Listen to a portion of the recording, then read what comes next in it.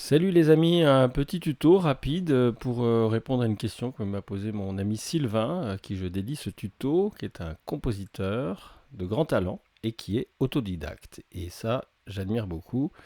Alors, voici la question. Il s'agissait de parler d'enchaînement d'accords et la question avait été évoquée de qu'est-ce qu'on appelle les fameux 2-5-1 en jazz. Donc les enchaînements que on fait en jazz, 2-5-1, c'est quoi?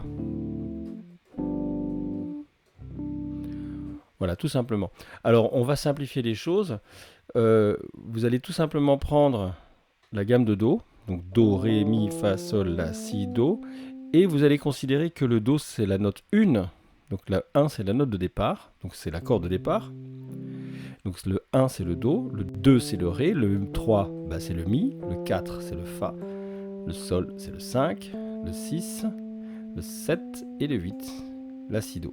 Ça correspond effectivement à, vous voyez, 1 et 5, ça fait la quinte, 1 et 4, ça fait la quarte, 1 et 6, ça fait la sixte, tout simplement. Et la septième qui est ici, là c'est une septième majeure, on pourrait faire une septième mineure, bien sûr. Voilà. Alors, rapidement, suivez ce petit tuto très simple pour faire ces premiers accords, ces premiers enchaînements, cette première cadence de jazz, la plus connue, la plus classique, que l'on apprend tout de suite. Et voilà, et je ferai d'autres petits tutos sur les enchaînements d'accords qui pourront, j'espère, vous servir.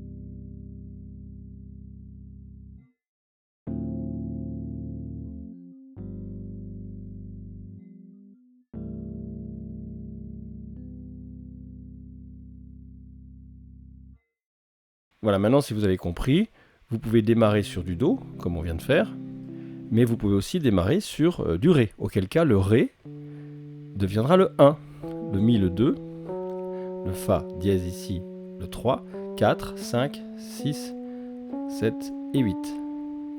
Donc vous pouvez faire la même chose sur Ré. Vous pouvez faire également la même chose sur le Sol, par exemple. Sol devient le 1, donc vous partez sur l'accord de Sol, le Sol devient le 1, le La le 2, le Si le 3, le Do le 4, et ainsi de suite.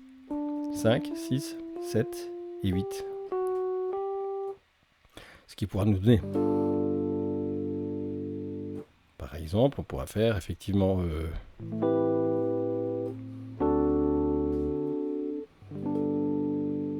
Voilà, c'est la même chose, c'est le même enchaînement que si on partait en base de Do.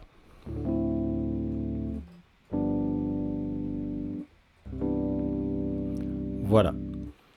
Et puis dans les tutos suivants, on essaiera de voir comment on peut enrichir les accords.